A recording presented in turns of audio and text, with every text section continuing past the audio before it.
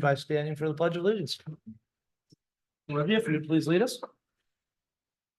Pledge allegiance to the flag of the United States of America and to the republic for which it stands, one nation, under God, indivisible, with liberty and justice for all.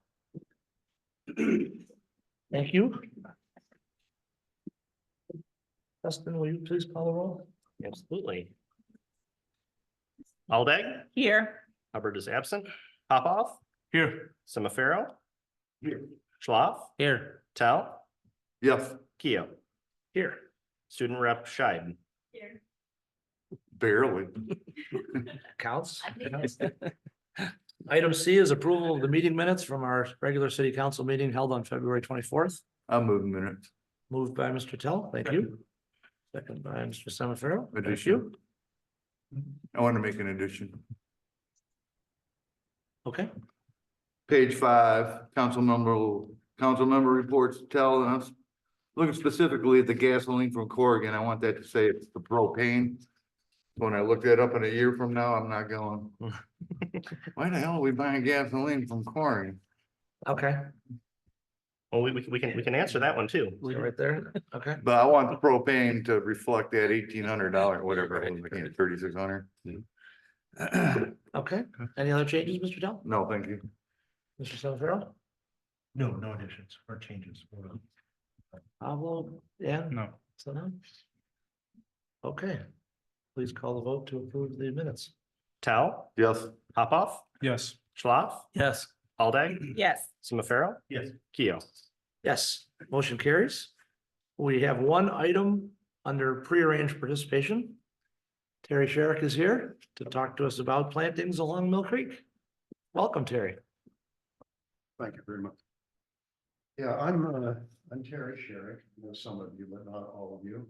I live across the street, the closest I've ever lived to a polling place in my life. you're welcome. I'm a forest ecologist by training and retired from Michigan Tech in 2018 as dean of the School of Forest Resources and Environmental Science. And since coming here in 2018, I volunteered for a lot of local conservation projects, including Pheasants for Chapman, Trout Unlimited, et cetera. And I also serve on the Parks and Recreation Commission. And I'm here to talk specifically about the plantings that we initially started in 2020 on Mill Creek. And this has been a cooperative endeavor involving the city of Dexter, and Trout Unlimited, and the local chapter 477 of the Boy Scouts. So we did essentially city gave the approval. We did the plantings initially, about 140 individuals initially, and then the Boy Scouts helped with the maintenance of that. So last year, we initiated an addition to those plantings, certain plantings that was overseen by one of the Boy Scout project, the Eagle Scout project, by Scott Redeemer Brothers, excuse me. And we put in 30 plantings, caged them, which we need to do because there really is a huge problem. Deer and used beavers, and about half of those do not make it, mainly because we didn't follow up enough soon enough on competition, but that's another story. And what we want to do is replace those.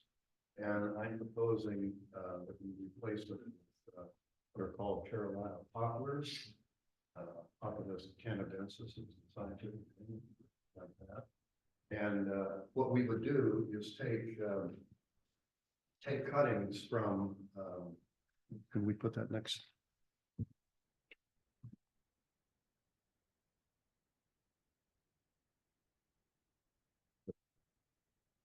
Thanks, Jeff. So what we're proposing to do, we have in place, we have alders and willows, black willow, and speckled alder. And diversity is really an important part of this whole thing. So the more species that you have there, the higher the probability, if an insect or disease comes along, that they're not going to wipe out. So we want to diversify that. and using these Carolina poplars, which are on site. This is a photograph I took of the beaver damming probably about a year or two ago. And the trees that you're looking at are all down. They're using as a food resource mainly. Is the reason that we want to use to replace what's missing cages. Some of those are still, some of the stems that are down are still connected to the root system, and they're sending out sprouts. And what we do is we just take cuttings from those 2 to 3 foot cuttings and plunge them in the ground about a third of the way, and they sprout from they produce roots and sprout. And they would go back into places inside the cages where the initial were. And so that's, I mean, that basically, yeah, I put a note at the bottom here because I wasn't here last year when this was brought before the council. And apparently there was some concern about quote unquote cottonwoods because they produce cotton seeds and also allergenics, and that causes problems for people. And first off, I would say we're going to use male trees. These things come in males and females, so we'll use male trees to have the cotton issue. But then in terms of the allergenics, almost all of our tree species produce pollen in the spring. They're wind pollinated as opposed to insect pollinated. And so the idea is to get your pollen out there before the leaves flush out so that you can travel maximum distance. That pollen gets out there. And so in the spring, we have a real potpourri of pollen floating around out there from a large number of tree species. And so, and again, there's no evidence that in fact, that the pollen from members of the genus Populus, aspens, cardinals, is any more allergenic than any other species. And the other thing I can say about this species is that the heights generally are not more than about 50 to 60 feet at maturity compared to the large eastern cottonwoods behind the library. They're like 100 feet tall, 90 to 100 feet tall, amazing things. So they're not as large. And that's a little side note here. It's sort of, I've been thinking about this because I'm on the Parks and Recreation Commission. It would really be good to spend a little bit more time thinking about managing the natural environments, in addition to built environments. And this is a really good example because the border-to-border trail is going to come right through here. Had some effort been made just to take a subset of those poplars there and put cages around them, you would have really had a really nice parkland environment there with trees, scattered trees in it. But of course, the beavers, they get everything, right? They take everything, they took everything down. And now they've eaten themselves out of house and home, and so they're gone. When they do that, then they migrate somewhere else. And so that really is that's the proposal, is to do that and all the Boy Scouts and putting those plants back in place. So how long does it take for a poplar to get to be 50 feet tall? They're really fast growing, probably. Till the beavers come back. Well, that's what I'm trying to ask. That's my next 20 question. years or so, I would say. Gotcha. Okay. They're really fast. Dan? And they're a softwood too. They're not a hardwood poplar. No, they are that terminology, you have to be careful about how it's used. They are typically softwoods refer to conifers, cone-bearing trees, and hardwoods refer to broadleaf trees because they on average have harder wood. But there are some quote unquote softwoods that have harder woods than some hardwoods. They are a soft hardwood. They're a soft hardwood. And then you said you might put fences around or? Yeah, we put wires, they're already, the cages are already in place. We build these 2-foot diameter chicken wire cages with 3 rebars that go around, and that keeps out the beavers and the rabbits and the deer as well. So. And they're gonna be able to grow in this environment when it floods out? What's that? They're gonna be able to do well in this environment when it floods out down there? Yeah, I think so. We could have avoided that mortality. It's one of those things, and the Boy Scouts is a really great group, but that project was designed to put the things in place And then. Go away. It wasn't followed up soon enough. Okay. Had it been, I'm sure that we would have had greater survival. And this time, much more careful Thank you. to see that. So why have you chosen poplar? Why particularly that tree? Is it just because? I guess several Because- questions. Is it just because these saplings are much easier to obtain, right? They're already there? Well, several things. It's on the site already. Okay. So we're not introducing anything new to the site. It's fast growing.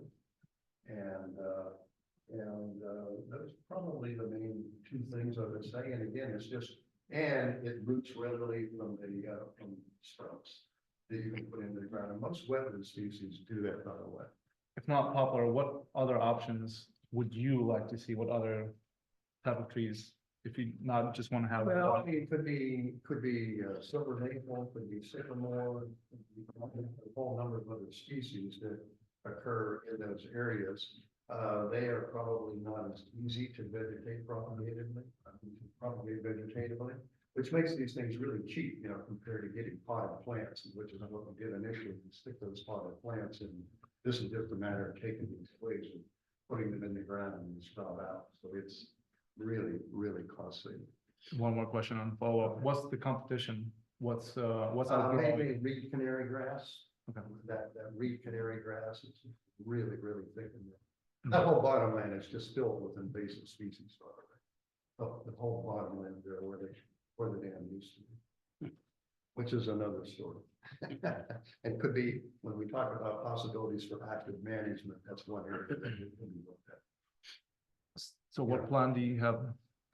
What plan do you have in mind to deal with the competition? Like to make sure that they actually survive? We mechanically remove the material, we can lift the cages and pull it's extracted. Mechanically. Thank you. Yeah, it's as long as plants like that are quote unquote free to grow, as we call it, as long as they're not overtopped, then they'll probably make it. Once they get overtopped, then they're in trouble. So you just gotta get in there early enough to keep them from being overtopped. Yeah. How many you planting? I see 16 here. Is that it? Trees replacement? I see the number 16 on page 12. 16 is, there were 30 originally. And 16 of the cages, and there's no survival. We stick 3 sprouts in each cage. Okay, so no additional ones, just, One. so you're just updating your current cages, Right. no additional cages. Is there droppings from these trees similar to eastern cottonwood? there what? Droppings, other than the leaves, do they do the fluffy stuff or? No, because these are males, so the males produce Okay, inflorescences in the spring.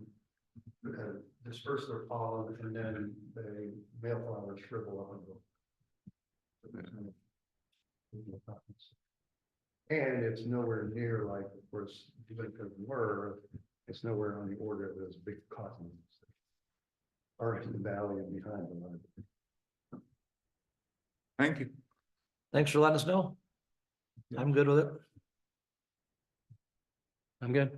Okay. Okay. Appreciate your time and for doing that. Thank you.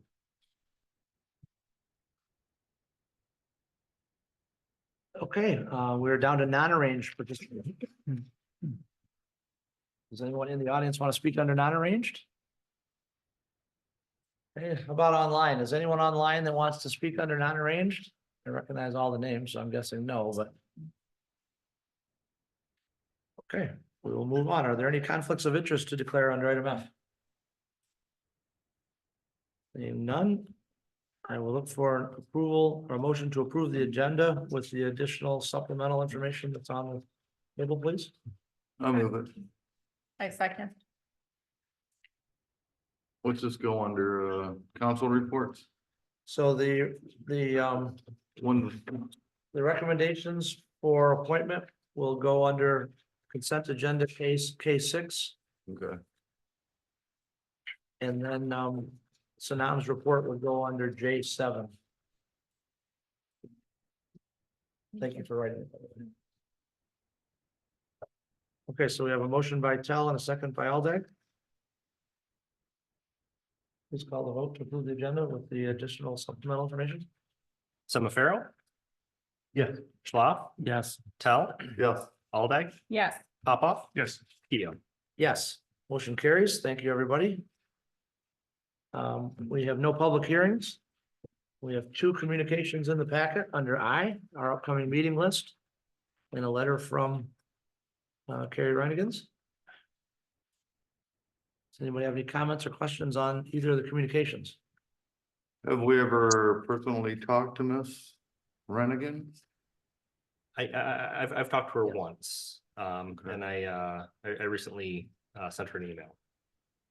I seem to see her a lot at the Dexter Forum.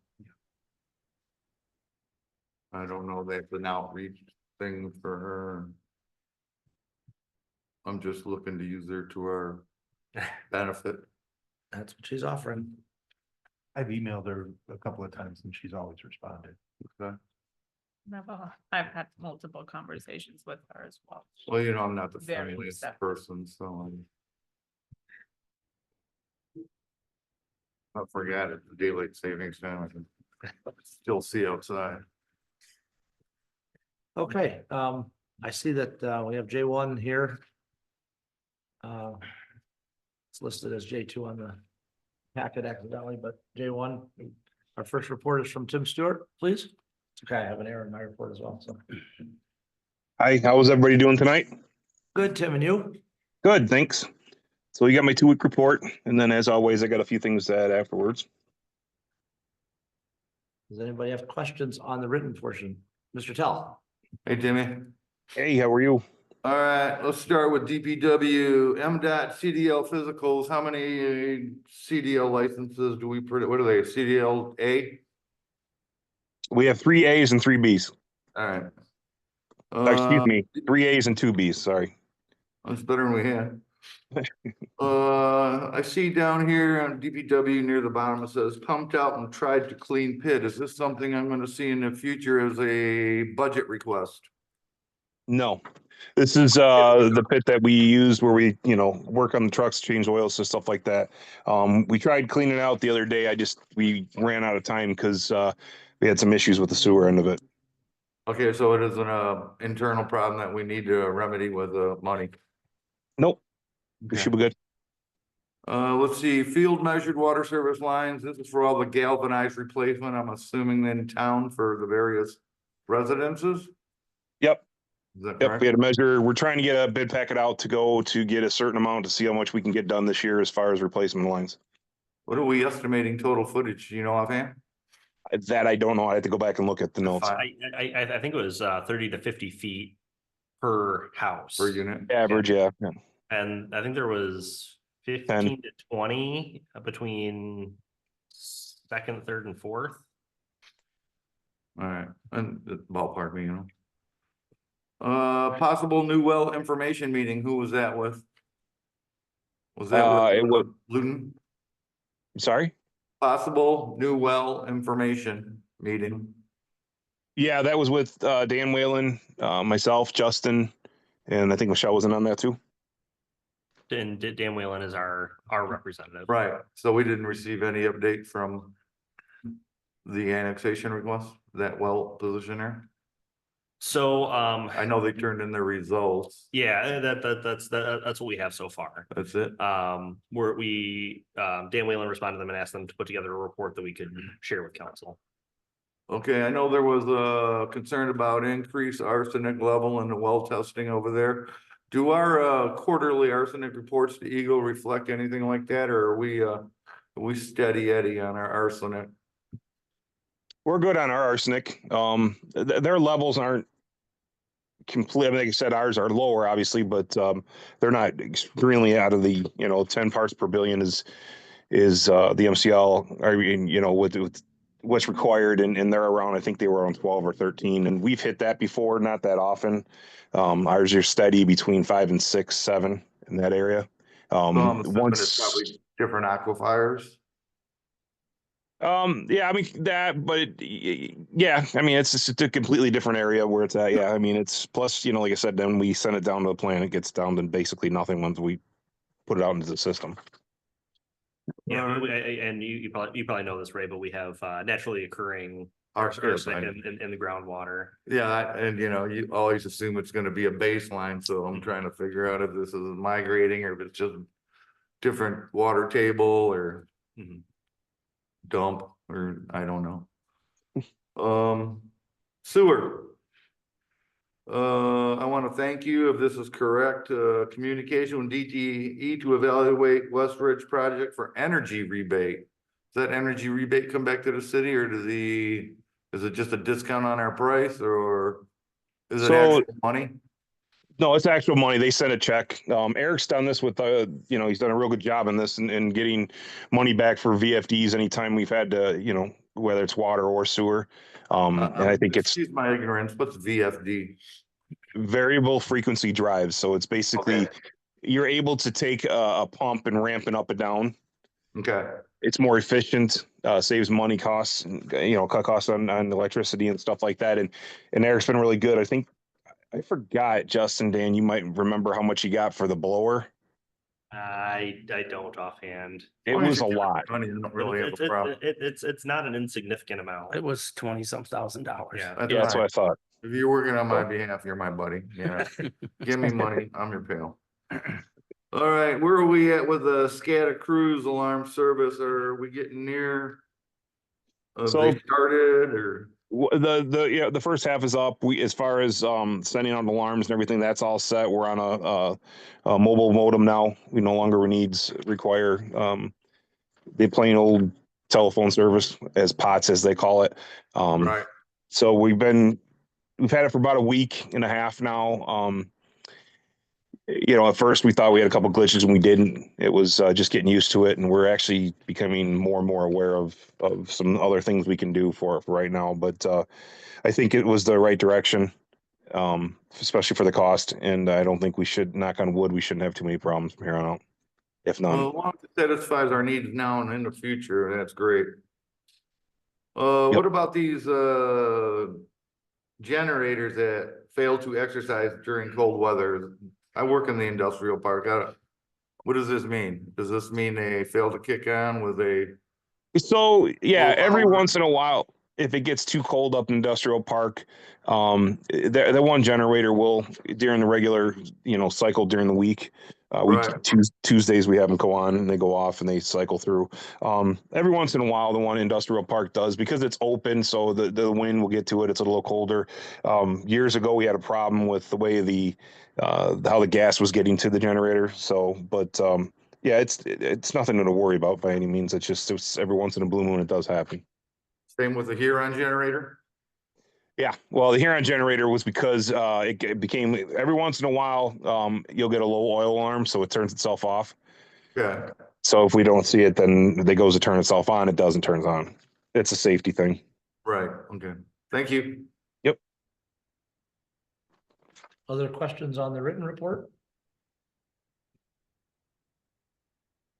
Tim, I think we're all done on the written report.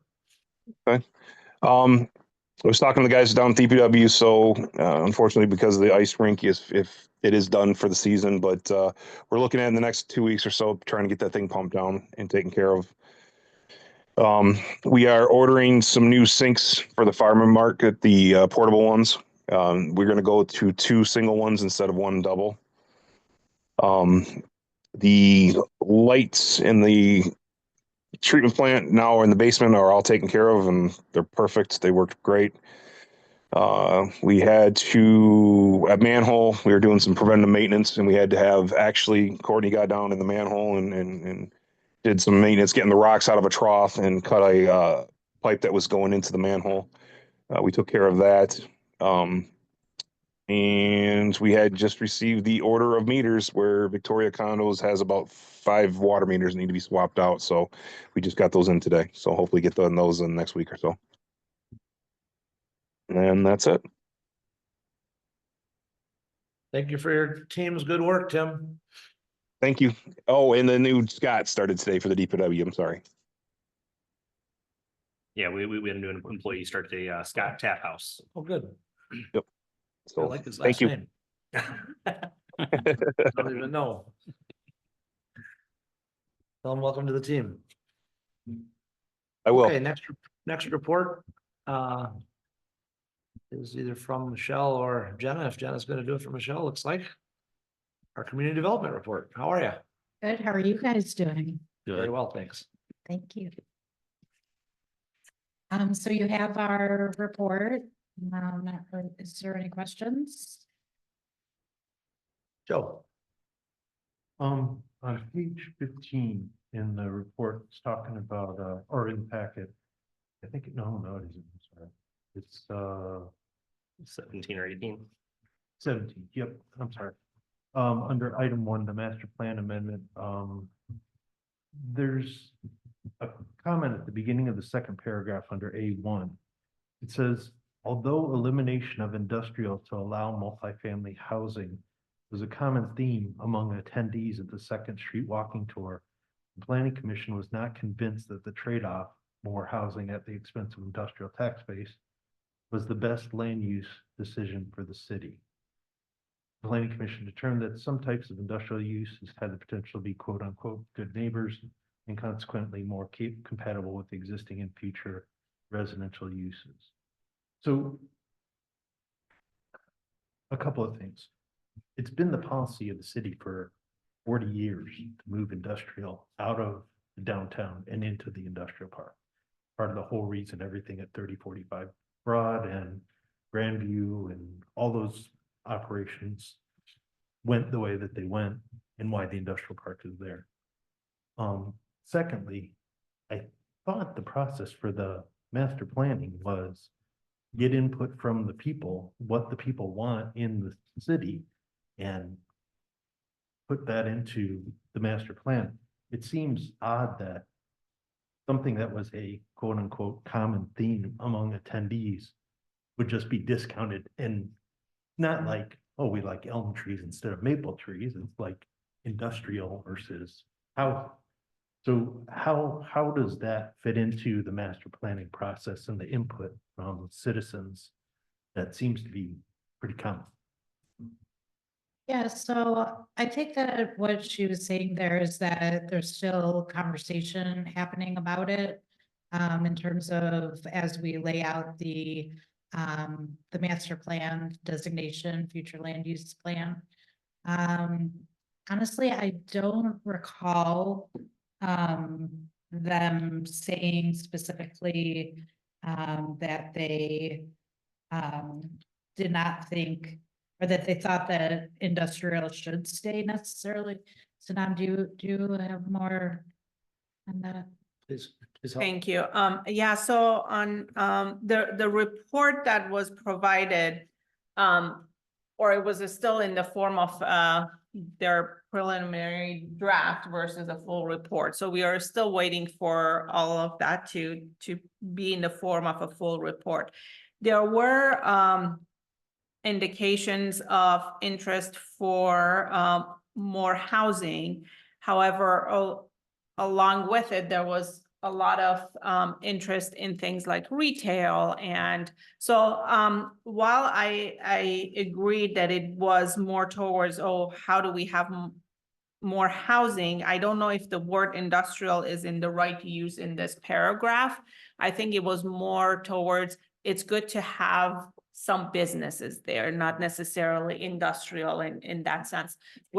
And we discussed that most likely any of those, the two big buildings there that are the industrial buildings could potentially, if they're sold, they could either be used in something that is break down to smaller businesses, or somebody will come and turn them, basically demolish them and build housing. So, but having the ability to, what I think the Planning Commission was hoping to convey was the ability to leave some room for some businesses that could potentially still remain there and not necessarily in the industrial full fashion. So, And did they talk about the differences in the types of industrial uses, like the yes, like coffee gymnastics shops, or there was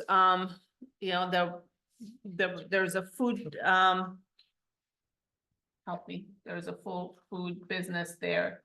Like Yeah, the microbrewing and. Yeah, so that sort of kind of business was something that the residents seemed to be interested. Like there was a, hey, can we have a coffee shop on this street? When it gets closer to Central, that sort of. Right, that was Yeah. commercial. Yes, so that's why I don't feel the word industrial is for planning commission is necessarily correct in this paragraph. Okay. I think can- more commercial is what it is. Right, and there's a difference between industrial and research and development. I mean, I don't know if we'd necessarily, I don't remember if we split it out in our ordinance or not. I mean, you might know better, but I mean, I could see a research and development kind of a building there. I definitely don't, I mean, we already have issues with people living in Dexter Crossing that in most cases accept it, but they still have flat out said, you know, the industrial use in the industrial park is an issue for them. It's a quality of life issue. So I mean, I 100% don't think that industrial is appropriate there. And if we want to develop that, it's got to be more in line with the city residential. But I could definitely see some type of commercial and or research and development. So. Yeah, and I think ultimately, oh, sorry. No, go ahead, Jen. I think ultimately the thought is to change that area up until Edison to be multi-use designation for the future land use plan. Rather than right now, it is actually, those two sites are industrial. Yep. So, yeah, so going more that way. Yeah, the walking group that I was in had a lot of comments that Second Street was a very busy corridor, especially in the summer for people coming through from here on Farms, Orchard River Hills. They would come through Inverness condos. And But we still have the bollards up? yes, but by bike or by walking or by stroller, they Okay, got it. came to get on the trail. They're going to the trail, head to the trail at the railroad tracks by the DPW. So you mean foot traffic? So it's foot, there's a heavy foot, foot and bicycle traffic. And they thought that, one comment was that if we ever put sidewalk on the other side of Second, meaning the north side, that it should be more like a bike path where bikes can get off the roadway and not have to compete with the vehicle traffic. Yeah, it's great. They thought that the area near First Street Park, and again, I'm reflecting one group of about 10 people. They thought the area where the little blue house is near the park would be a great spot for a commercial convenience store is sort of what they thought. They thought people could stop and buy there instead of going across the river to get it and come back. Nobody really complained about the industrial buildings. The comments I heard is that they were kind of, like silent. They're not real busy. I mean, they're not busy. There's not a lot of machinery. There's not a lot of noise, which is the opposite of, where Ray works. Right. On a day where the door's open. Or closed. Or closed. But there's nothing to prevent that. Correct. Yeah. Correct. That makes sense. Well, light industrial has a certain level associated with it versus Right. to me, from my perspective, but and then the housing that they were talking about, they didn't want 4-story or 5-story housing. They wanted it compatible with similar to Grandview or our multifamily that we've done in other places. Yeah. That's what I heard, but And I know we talked about that, the Grandview development before. I think it'd be good feedback from Mr. Brower on what aspects of that development have been successful, because they've been successful there, they likely would be successful on Second Street as well. I would think so. And I mean, I think the hidden gem of that whole stretch is First Street Park. I mean, whether or not it's called First Street Park or something else, it's the idea that you could get some housing in there and improve that park into something that would be more usable and that people would go to. And then couple that with something like a bike path that would come through that's connecting the city east to west. That Would that be could great, right? Fantastic, yeah. Yeah, I like it too. The Go ahead, please. the store that I was, or the food place, they're Truly Foodie is the one that I was trying to Okay, remember and. it What's seemed the that truly foodie, foodie? they bring, French, all sorts of things. So, It's in the Adair, old Adair building. yes, What happened? It's in the old Adair building. they bring a Oh, lot oh, of oh. like French products. Food products, and I think they do like, cheese boards and things like that. But that was mentioned a few times that, that people enjoyed that being there, and that was a reason that they thought, oh, maybe additional things, yes, things like that would be helpful. So Jenna, how does a multi-use land use read? Is that what you'd call it, multi-use? Mhm, And then we would just describe it differently or describe it? exactly, yeah. Okay, I mean, it's similar to the Dexter Ann Arbor corridor, for Right. instance, or Baker corridor, for Okay. instance. same, Yeah. same thing, okay, Border overlay. okay. Okay, other questions, Just Joe? one other comment. I want to apologize. I should have brought that. I should have emailed you ahead of time. I didn't mean to put you on the spot or anything. No so- problem, no problem. I will say this, though, I understand the point, but I agree with Sanam, I don't think it should be really labeled industrial, because each one of these uses, K-Space, there's no noise from Yeah. them. Sorry. And there's no noise from UIS. So those are companies that even though they called industrial, they're really, Tech, yeah, I guess they are, they're almost like, there's no noise and very limited traffic.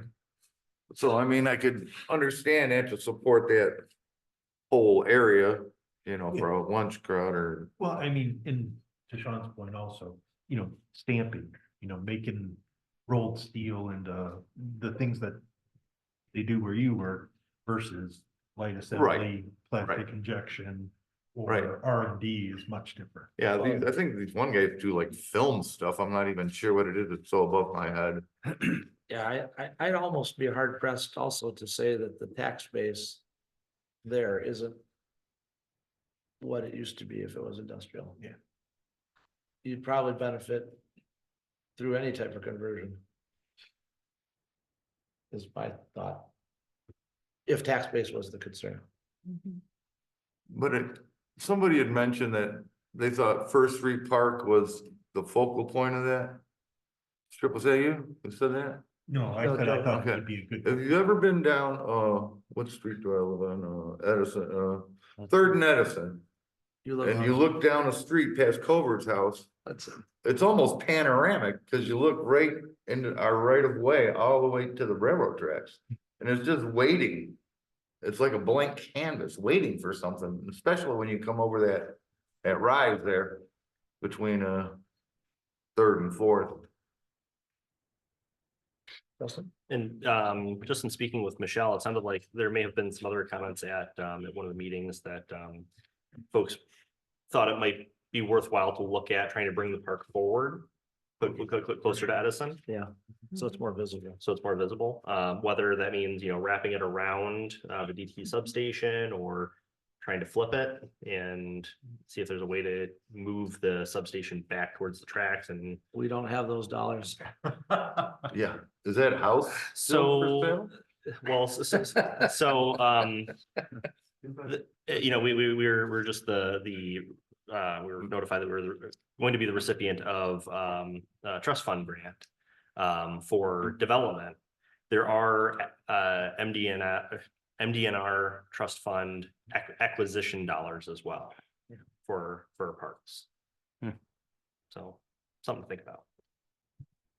It's a beautiful park, just so bad diamond stations there. It's a little hidden. I mean, with the diamond station up front, kind of have to almost know what's there. Well, if you're afraid of electromagnetism or whatever the word of the day is, you ain't going there anyhow. What would be really cool is to teach people the value of electricity and put some signage about what that thing does and how it does and. Yeah, they should donate to us. and Make it, turn it into something educational. Yeah. Instead of hide it. Only. But it's just me. Okay, let's keep going on the report. Any other questions on the written report? Jenna, do you have anything to add? Yeah, the only thing is, it wasn't on these, on the schedule here, but as a reminder, there's a housing, solutions conference coming up on March 17th at Washington Community College. I believe we sent out to you the flyer for that, so that'll be really interesting, if anyone's able to make it. It's free. Who's sponsoring that? So it's through the Mishta is largely ISA? sponsoring it, because it's through Region K, which we are a part of, Oh, Region K, that's right. for the planning Right, efforts. okay. It's not Guinness.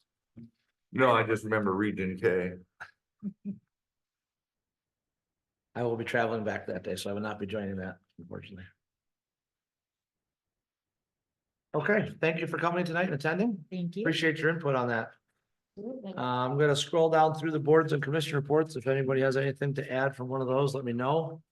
Otherwise, we'll get down to city manager report. Justin, under J5. Sure. A couple of things. Number one, we have our city council goal setting work session number 2, not this coming weekend, but the following weekend on the 22nd.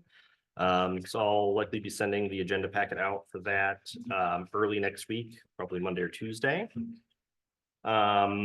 We have made an offer to a finance director candidate. We're in discussions about that offer.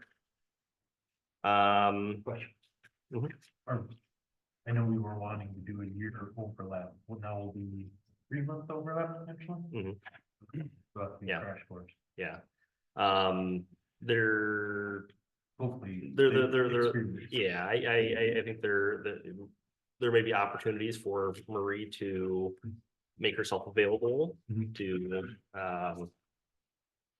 assist, but we still have to finish those conversations.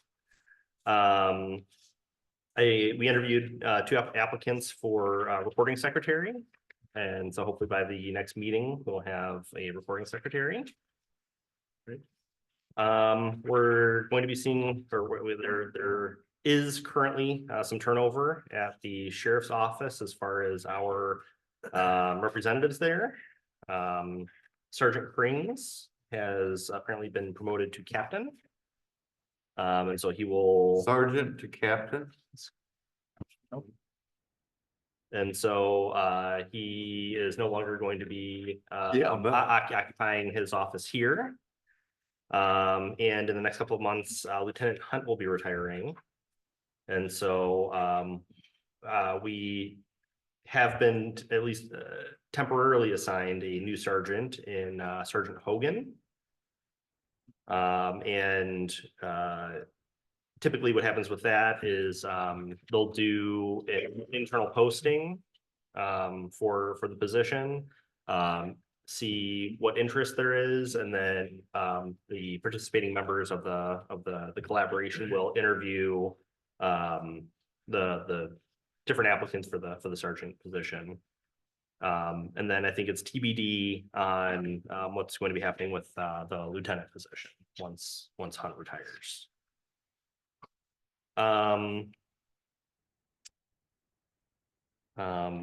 We received our OPEB actuarial, and our percent funded went up from 120% to 133%, which is good news. We have had we've had a couple of requests from the chief regarding from Chief Armstrong at DAFD for the Public Safety Facilities Project. And I do have an update on the requested fire alarm change, going from one service provider to another, that is at this point going to be no additional cost. So that All-Star will honor their pledge. it appears that the price that All-Star provided is the same as what the other company provided. And I think it makes sense because All-Star is the provider for the other stations and for City Hall. So, I mean, their systems are already in use in this area. When the building alarm service, but what are the, I mean, So there's a couple of components. So Hop Electric is the one who does like the wiring and installation. And then the fire alarm company comes in behind and like works their magic to connect with all of the fire alarm systems to get them to, like, when a fire alarm goes off, it sends a signal out to make a call to notify somebody that a fire alarm is going. The fire station? Well, so it's kind of like our SCADA system where we get a high pressure alarm and it sends a signal out to call one of our utility employees. It's the same with with the fire alarms. It isn't just a signal within the building. It sends a signal out to a service provider that then gets on the phone and says, hey, you have a fire alarm going off. Do we need to send, do we need to notify 911? Well, this is a fire alarm. That would call back presumably the fire station, where the alarm is coming from? Why would you have a fire alarm inside the fire station? I mean, except you're saying everybody's gone and they need to have a fire alarm there, so they don't need to know to come back. But I mean, when they be like, oh, there's a fire, and then they get a call, hey, there's a fire where you are. I don't get it. I see Ed Root is called in. Maybe we can ask the DAFD directly. Mr. Root, are you online, sir? Muted still. Josh, can we unmute Ed Root? I would like to remind the board that this is a no-cost change, so I allow the discretion on how much time we spend on that. Not having an alarm at the fire station could be a savings. There we go. Okay, can you hear me now? Yeah. Okay, so first and foremost, it's still considered a commercial building, so to code it has to be. Secondly, we're not always at the station. We could be out on a call. There could a fire break out. It's like any other notification. We need to, it would then call out to dispatch, which would then notify us that there's an alarm of some sort. Excuse me. And then like we also have a cooking hood systems that by code, those have to be detected with a call out also. And like stations 2 and 3, the hood systems, careless cooks, generally they act, like this detectors will end up going off, and then of course it goes to the chief and he makes a phone call like, all right, what you guys burn, toast and stuff, and more of a nuisance alarm, if you will. But yeah, first and foremost, it's because it's a commercial building, and then we may be not even at that station because we're out on a call, so it's just another monitoring system, which would then go to like an all-star alarm.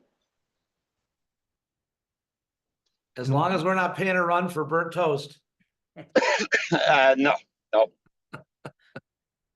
We actually, at station 2, we had a couple problems in the beginning where the detector was too close to the kitchen area, so we had to have it moved.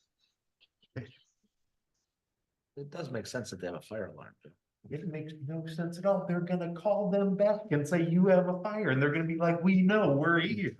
Joe, we have had a fire at the fire station before. One of the DPW trucks started on fire. Yeah.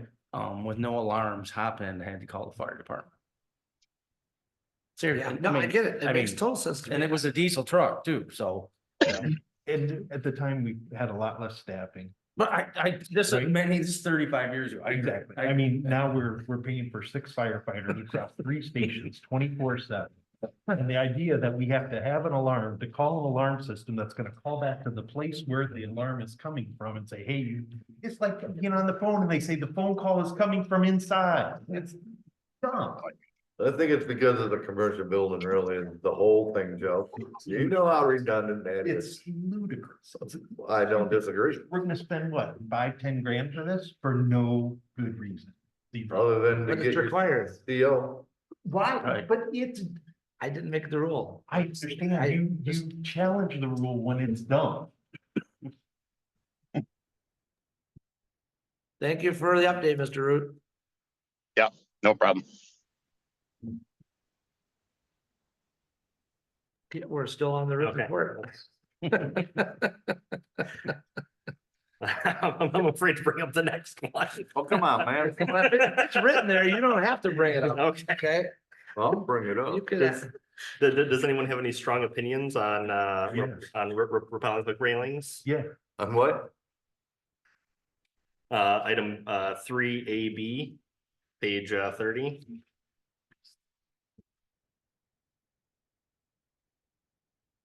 So, apparently there were repelling hooks that were, designed as part of the fire station, to allow for, repelling training off the back. The chief has requested that, the, support weight for the hooks be modified and a, railing be added in order to, in my understanding, keep the repelling rope from like catching on the side of the building. For like in the corner of the building. And so I've already given Cunningham Limp the go ahead to design the change to the structural steel, which is about $1,800. But the cost of the railing itself is over 5,000. So I wanted to get city council's feedback on that.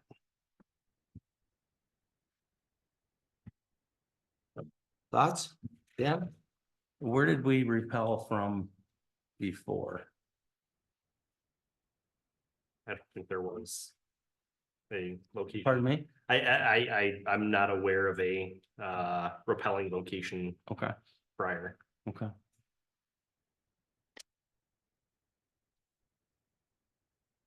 maybe DAFD would want to help us pay for this. Well, I was gonna Training say, for the whole district. I mean, if there's something that's discretionary, based on the fire department or the fire station, the cost that we're at right now, I'm not in favor of increasing any cost that we don't absolutely need to. I get the idea of increasing the structural steel, that makes sense, it gives you the ability to do it later, but I mean, this is like, well, we need, some other item for training or for whatever it is. I would think the DAFD should say, yeah, we'll do that, and we want to prepare for it, I'm fine with that, but I don't know that I'm necessarily in favor of adding on additional costs. We're just gonna end up having to pull it out of something else later on. So the structural steel is obviously the more. The quicker. item, Time critical, sensitive yeah, item. All right, so correct, we're not yeah. holding anything up by. Correct. Okay, so we'll Ray and I'll talk about it at the DFD. Okay. Yes, sir. All right, I mean, just at the end of the day, right, the saying goes, we train how we fight how we train, right? If they're literally requesting it for the training that is necessary for them to do the job, which is a physical task that requires just continuous practice in order to get that motor memory set in for them to do the job. I agree with you on the fire alarm. We can circle around about it. Yes, that kind of seems like logically flawed idea, but this one is pretty straightforward to me. It seems they're literally requesting an ability for them to perfect their training skill set to do the job, which would require modification. It's pretty straightforward. Unfortunate, of course, expenditure, 100%. But nonetheless, something that will save them, improve their performance, hopefully, which will hopefully benefit us. But seems to me that a fair request here. What I'm saying is that we do have the feature's there. Right. Right, you're asking for something above and beyond what was originally designed and put into the bid. And believe, this is not the first time we've gone through all this stuff. We were a year and a half, 2 years plus into this. So if there's something additional that the fire department wants, the DAFD can fund that, is what I'm saying. Okay. I mean, the tune out should be, why hasn't this been asked right up front, right? If this is what you foresee as being needed, ask for it right off the bat so that can be prepared, of course, that I can agree with. Yeah, it sounds like there's some type of repelling hooks there, just not the ones that they want now. Right. So let's talk about it at the full board, and if We'll come back. And we got time, right? I like this word right here, excluding engineering. Well, the engineering is 1,800. No, it's not on No, here. that's this deal. I believe the steel is 1,800, but the engineering should be minimal. Should be. We can, Okay, I'm not gonna dick around with it, it's fine, just, all right. Well, we're not, so you've approved the 1,800 I've approved the 1,800. and the 5,000 will come back to. Okay, But last thing I have is, typically we set up a city manager review date in April. In the past, they've been on Wednesday nights. And I just wanted to put that bug in council's ear. There's a couple of dates. April 9th, 16th, 23rd, and 30th. There's actually 5 Wednesdays in April. But the first one is ACH. So. Joe? I assume you're gonna request for a closed session as we normally do? Correct. What I would suggest is as a process going forward, that assuming the session is gonna be in closed session, that the approval of that on the council, because usually ends up onto the council agenda after that, where we accept it, or, you know, we've had it on there after, on the agenda post the actual discussion. It should go on to the consent agenda or whatever has to be approved on there. And if anybody wants to discuss that and take it off the consent agenda, then we should set up another session that it would be closed. We should not have discussions that should be happening in closed session end up happening at the council meeting. As we did last. Well, Oh, okay, okay. But the workshop to do the special meeting. You're still advocating for would be outside of a council meeting. Yes, yeah, Okay. I think we have the meeting outside, we do the review. Yeah. And if Justin asks for it to be as a closed session, which is Mhm. allowed to do, then we do that. We just don't come out of the closed session and go back to an open council meeting and have questions that should have been asked in the closed or discussed in the closed. yeah, I think when that happened last year, I think that was abnormal. And to prevent future issues, my suggestion is anything that it goes after that closed session is on the consent agenda. And if it gets pulled off, it goes back to another special meeting. Yeah, no, good suggestion. Yep. Okay, if everybody could give Justin the dates that are available after I'll, this meeting. I'll- Send out a doodle poll or yeah, something. I'll send out an email and if council wants to reply to that with your availability. Thank you. Anything else, Justin? That's all I have on my verbal report. Good news on the OPEB. May I ask a question? Sure you can. How did the grant meeting go with WCRC? It seems like they're pretty adamant. So I know that you had commented at the last meeting. I think those comments were shared. Were they realized? So How about acknowledged? I acknowledged. I think there's still information and discussions to be had. The city's portion of the grant dollars, I think, is more than we thought going into the meeting. And so I'm working to compile. Can I help you? Sure. I know you had breakfast with somebody, so. So Joe and Dan and Justin met on Monday, March 3rd. Mhm. I think it was a Zoom meeting. Mhm.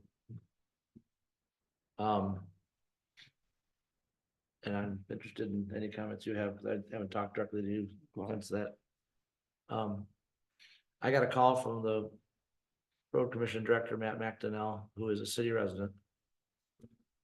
And met with him last Thursday. What I learned last Thursday was slightly different than what I understood prior to our discussions.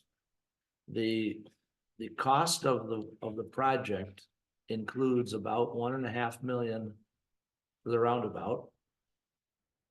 Everybody knows what I'm talking about, the roundabout.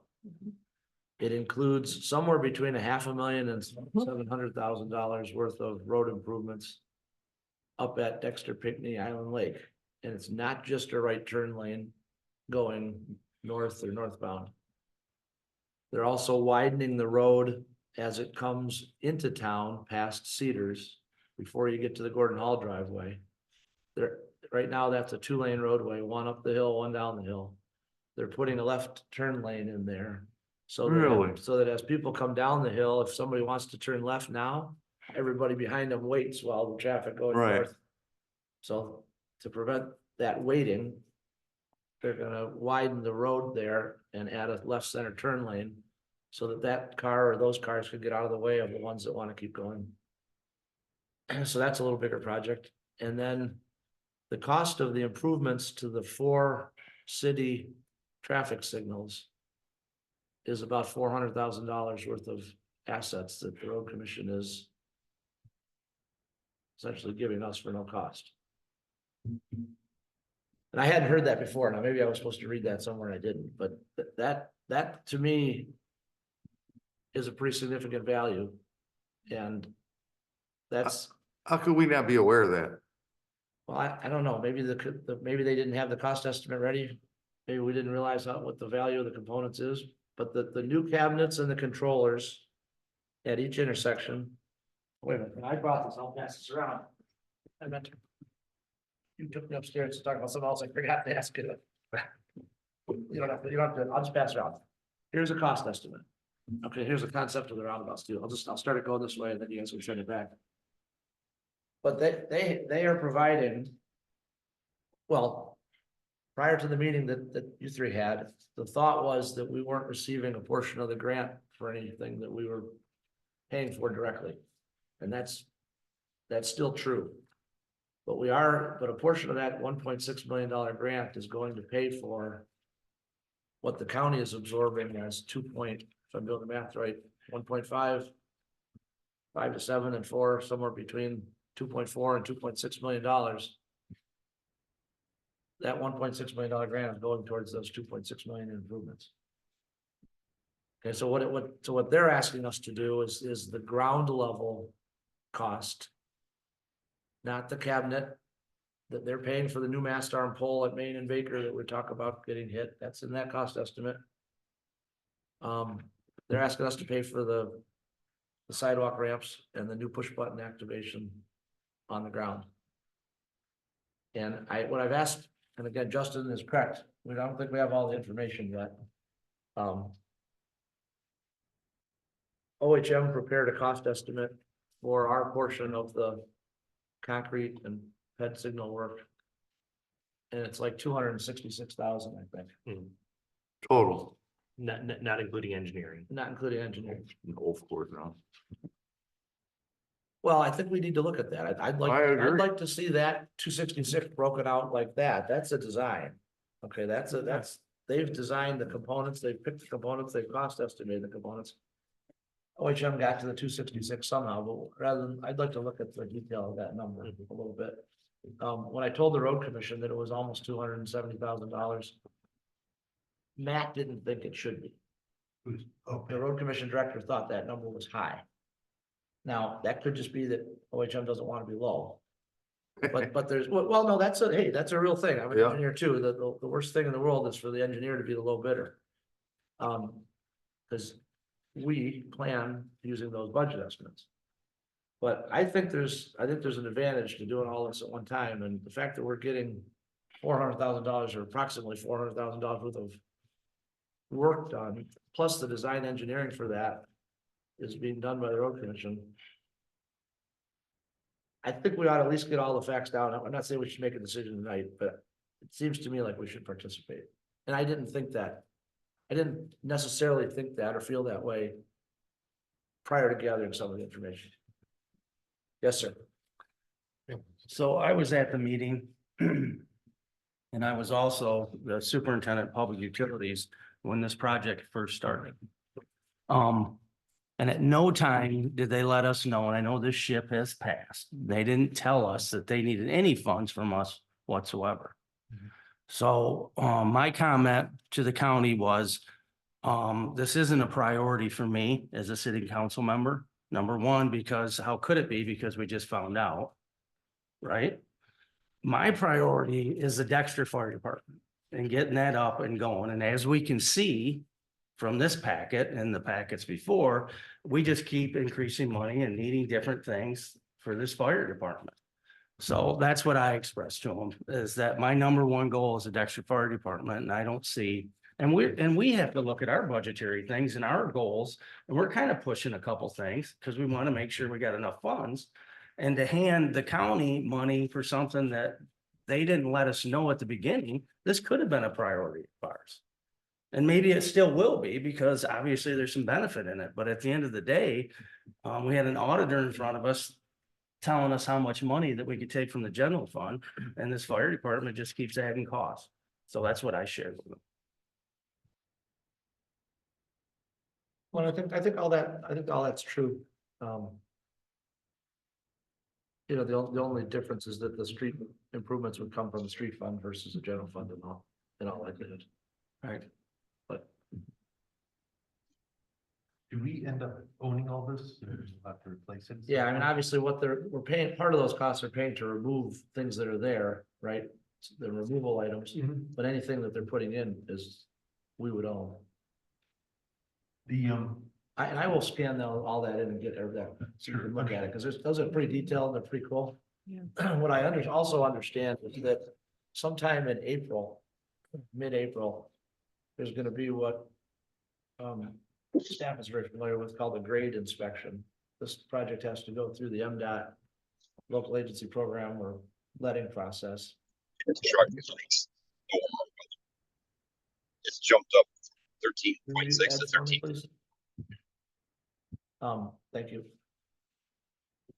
And that package is still being put together. The city hasn't received any plans or anything from the county on anything.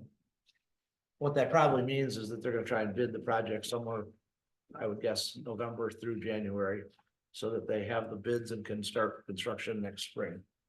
So if we want to get involved, and I'm not saying we have to, but if we want to get involved, we probably need to make a decision fairly quickly.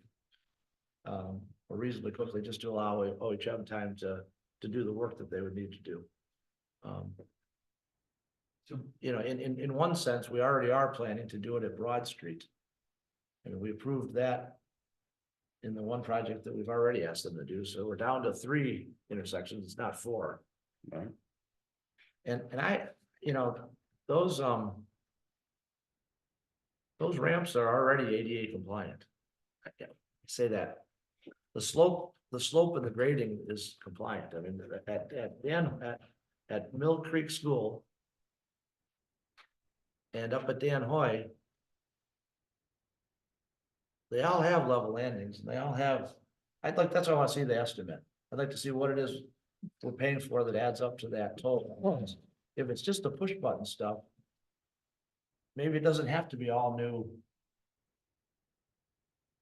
concrete part. I don't know, obviously they haven't designed it yet, but I guess I'd like to, that's why I'd ask for that. That was gonna be under my report, but I certainly, since you asked the question, I'm helping him with. You know, I'm gonna ask it, I hate them guys. Well, we shouldn't do that. We shouldn't hate anybody. Oh. Okay, well, we shouldn't. I understand the. I don't perspective. hate them. I know, well, we don't need to say that. But that we've partnered with them on a lot of things. That's what I mean. And some things, you know, we don't do well. Sometimes, some things maybe they don't do well either. And this is, I respect Dan's sentiment on this. Because you know, it was an easy letter for me to write that said we supported the roundabout. Now, I did ask council for the blessing on that at the time. But that was very easy, especially thinking we weren't paying for something. But the ADA rules have changed, and eventually they're gonna catch up with us. So, I don't know, like I said, I've sort of changed my perspective, given the value of what I think we're getting, and I just wanted to share that. Thank you. Joe? I would agree, we need some more feedback. I mean, these engineers' opinion of cost are dated May of last year. I mean, it's not like this just fell out of a tree last week or something. No. And in the meeting last week, I literally, this is not an exaggeration, this is not paraphrasing. I said, how much does this project cost? And what's the guy's name? The main, was it Brent? Brent. He says, I don't know. How, and I said, okay, you're getting a 1.6 million grant. It sounds like you're covering all your costs and we have these other costs. I don't understand how the guy in charge doesn't know the difference between a 1.5 or $6 million project and a 2.5 or $6 million project. I mean, it's just frustrating that we're going into the meeting with the information we got. And it turns out that that information that they gave us, and they couldn't even clarify at the time. It does not speak well of them or their respect for us or the respect for our input or the process. It's frustrating. And I understand what you're saying about getting the things done. And by the way, that's why I advanced dated my report to May 5th, because I wanted to be ahead instead of behind. Well, Just to play on that a little, Joe, if I can. Look, I get it. And again, this is why, you know, I wanted to have this conversation under my report, not as a forced agenda item. There's no, we can think about it. I will get this information out. I apologize for not scanning it in and getting to everybody ahead of time, but I at least gave you a chance to see where they're at with things. The other thing that I want to hear some discussion on related to this, that I think we want to do, is we want to prep that intersection for water main. Sleeves or water, one or the other, whether we're putting the water main in or we're just putting sleeves, and I don't know where we're at, but maybe you could get some information and at our goal setting session, we could at least touch on that, so we have an update there, because that part's certainly important to me too, and that is non-participating costs that I think we have committed to, but the road commission director didn't seem to know where that was at. So maybe Brent or somebody else is managing that detail, but if it isn't being managed, then I would like to help remind them. Mr. Tell, looks like you have something on your mind. well, perhaps we're looking at this the wrong way. They're gonna do a bunch of improvements that are gonna benefit us. We're gonna have to lay out more than we believed was originally going to have to be our deliverables. But does what we have to pay out outweigh what it's gonna cost later on if it's eventually gonna come anyway? Is it cheaper now to bite the bullet and just get it out of the way? Irregardless of what the road commission says, we have to chart our own course. If they say we're getting $10, we're getting $10. We're not gonna argue with them, that's the money. So we have to figure out how to utilize what they give us to our advantage. Now, if they're doing, what'd you say, 400,000, or I heard some.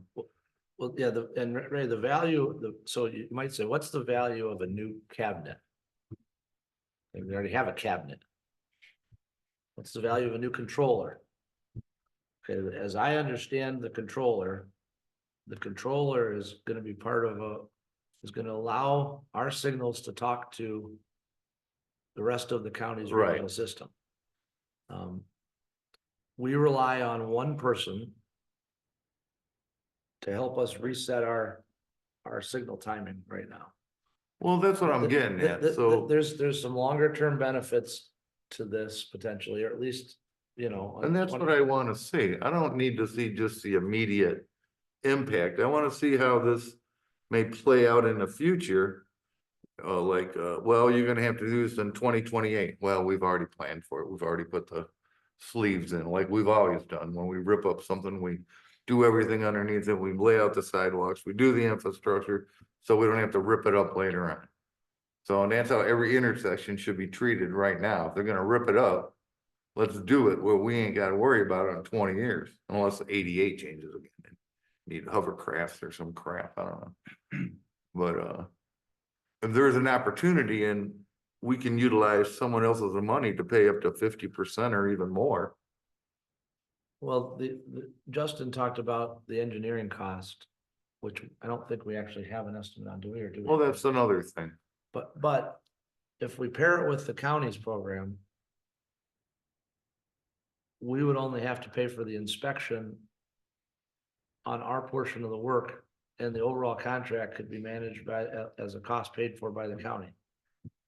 Now we have to, at some point, we would have to have an interlocal agreement like we did with the Baker Shield Dan Hoy roundabouts on what, who pays for what. But there could be significant savings in the construction engineering side of it, the construction phase of it for us. Well, and that's always been our strong point. You know, we were always able to make book because we've always planned like But that. I don't have all the numbers. I'd like to get the Yeah, scenario absolutely. painted so we can see what those numbers are. You know, the other side of it is, let's say we don't do it. Okay, let's just say we pass. None of this happened, none of the signal parts happens. Well, probably down the road, we're gonna wanna upgrade our stuff. We could apply for a grant or try to apply for a grant. But those aren't 100%. And we'd be saying, why didn't we do this when they were in here? You're delaying, so again, I don't know all the answers, but I know that I'd like to see more information on the cost of the stuff, and maybe ask some questions of OHM about their confidence in their cost estimate. And just look to see how it might impact us if we were to move it up. It's just, it's just.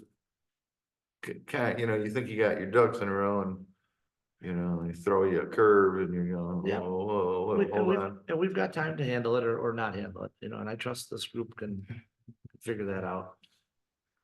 On that same day, I'm gonna switch over to my report. If you want on my. Nope, you're good. Unless Oh, and I ain't done with him. You're not done with them? Oh, not All right. even close. Right? Milk Creek, Park Playground, have we determined how much we gotta pay Smith Group, or is it still an estimate?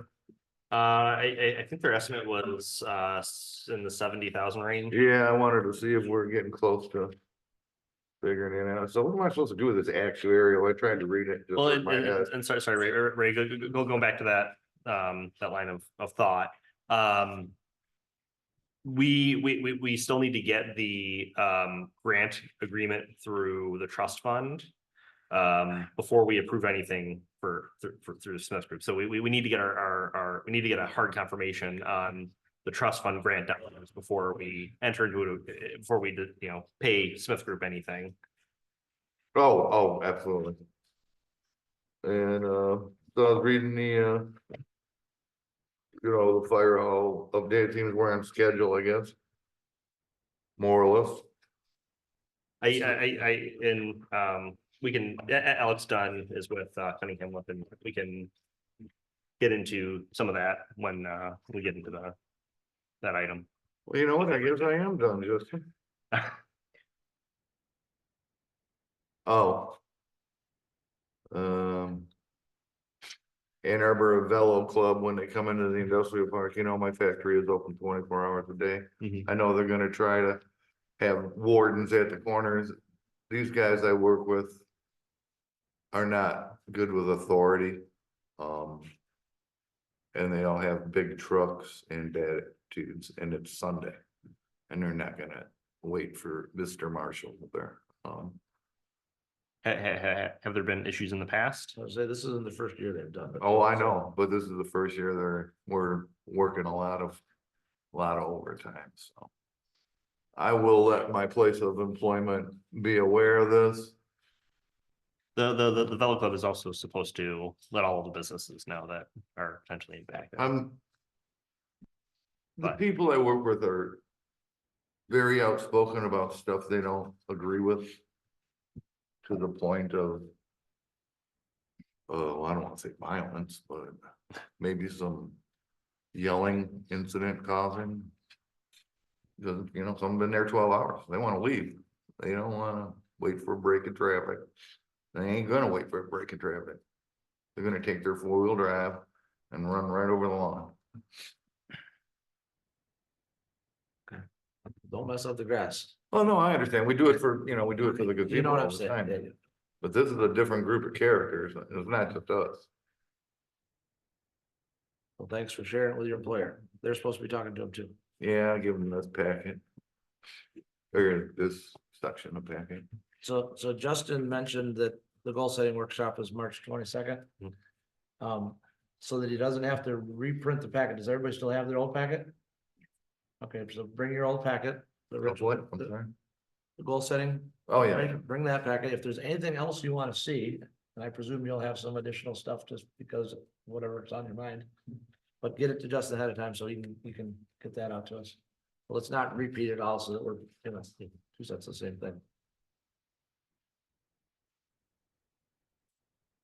I do have in the consent agenda, the added item. Margaret Engel, got to meet her actually at the Second Street Walk. She's interested in the Arts Culture Heritage Committee meeting, very nice person. And I was supposed to meet in person with Nicole Atkin this weekend, but she came down with the flu, got it from her son. So we talked on the phone, but she is very enthusiastic about participating and being a part of the community in that way. So I'd ask for your support on those two appointment recommendations when we come to that item, please.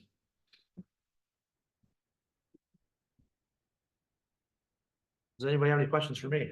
Oh, yes, in my packet, thank you. I need to sign one at some point.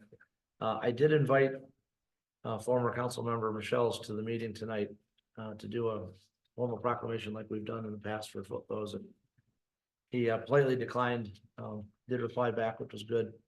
Seems to be doing okay. Says he's busy into the early spring. So I wanted to make note of this. I'm not going to read this, but I would ask that it's posted with the minutes, if you would, please. And if you could give me the formal one on the nice paper and such, I would like to hand deliver that to him, like I did the one to Jamie after I read hers.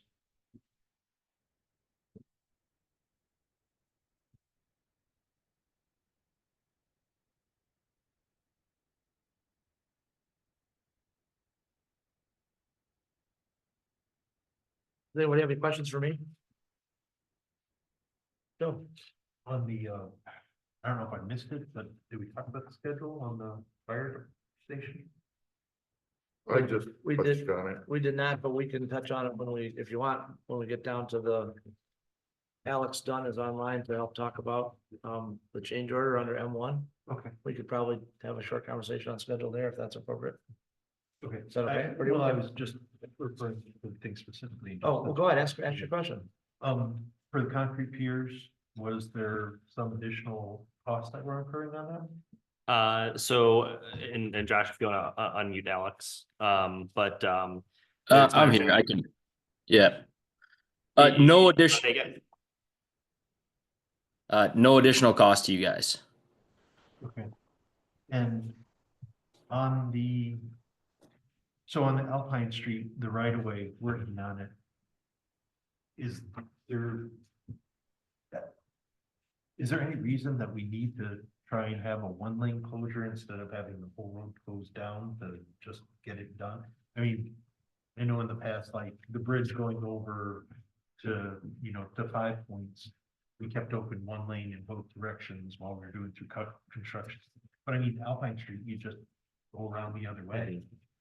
Except for the restaurant that's there, I mean, potentially might impact their delivery. Yeah, and I think that was one of the major concerns was Oh, and the- actually, I get the Dexter Pub. the delivery area for all of those businesses is kind of right on that corner. Okay. I mean, the goal was to be the least amount of impact as we could. So I believe it will require a full closure temporarily. It sounds like for a couple of weeks and then a one lane closure. I also know that I haven't talked to Paul McCann yet, but I'm imagining that the library is gonna want as much opening as, keeping it open as much as possible.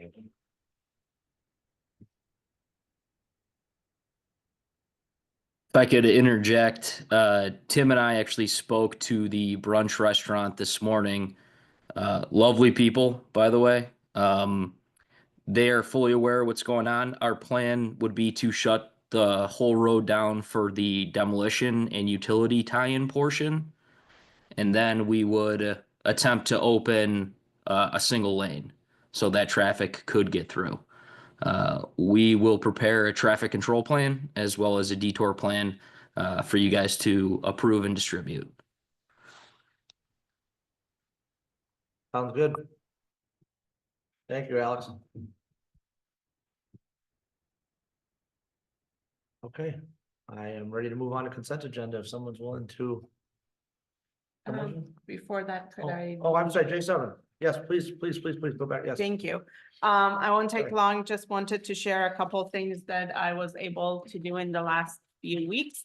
Mainly was the Museum Advocacy Day, as I mentioned a little bit in the report, and also included the one pager that we shared with all the senators and representatives of the state of Michigan in DC. Museums are a great part of our communities. We have a wonderful one here in our own community, the Dexter Historical Society and the museums contribute about $871 million to the economy of Michigan and employ about 14,800 people within the 620 some museums we have in the state of Michigan. So being able to attend and speak for our museums, and as we know, museums also employ a lot of vendors and across our communities. So it's a definitely an economic engine for state of Michigan, and being able to advocate for their support was fantastic. I also put that I attended the town hall that was done last Thursday night by our Congresswoman Debbie Dingell and other state senators and representatives. It was a packed auditorium in Washtenaw Community College, and the overflow room was also overflown and packed. So it was interesting to attend and see a lot of the discussions and hear from not only them, but also other people in Washtenaw County and the issues that are coming up, and learn more about things that are happening in the state capitol, which I encourage everybody to pay attention to.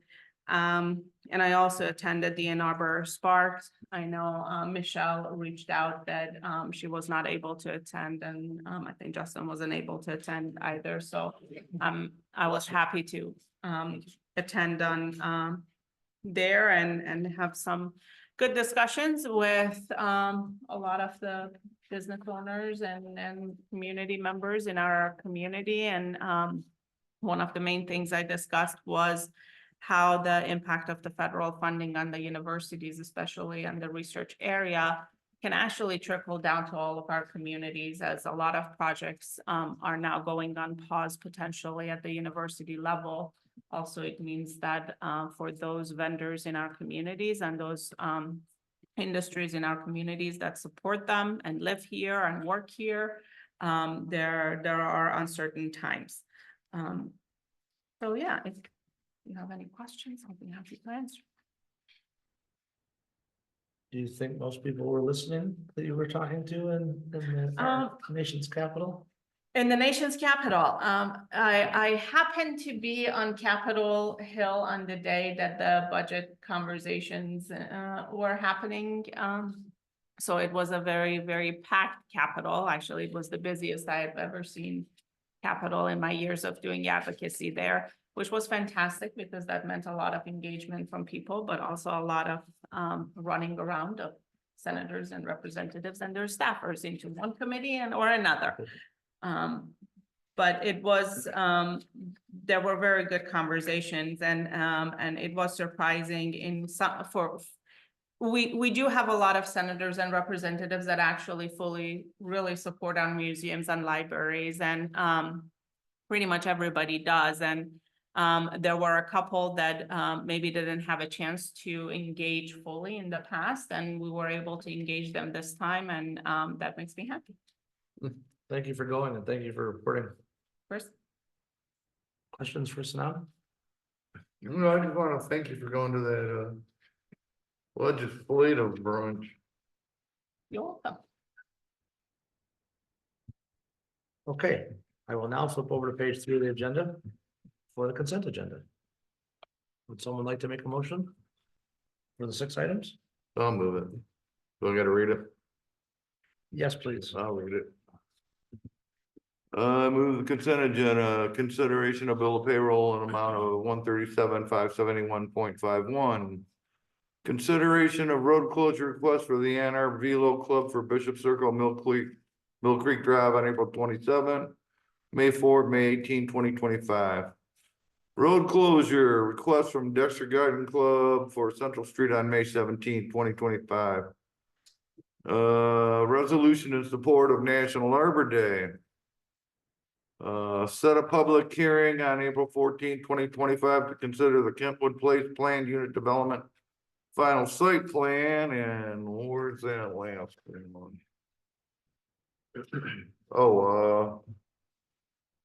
Applications for new appointees to Art, Culture and Heritage Committee, Margaret Engel. And Parks and Recreation Commission, Nicole Atkins. Thank you, Mr. Tell, for doing that. Motion by Tell, I second. second by Aldag. Justin, please call the vote. Semifera, Yes. Tell, Yes. Schlaf, Yes. Popoff, Yes. Aldag, Yes. Keo. Yes, motion carries. Thank you. We're down to unfinished business. Item L1 is consideration of city council rules. This was placed on the agenda after a motion or suggested by Councilmember Semifarrow last meeting to modify one of the rules. Is the motion that someone would like to make? I move to approve, the council rules amendment. Yeah, second by Semifarrow. Thank you both. Is there any discussion needed? I have a question. So, would it essentially suggest, the new rule that the council business can be just simply conducted with 4 council members? And if that's the case,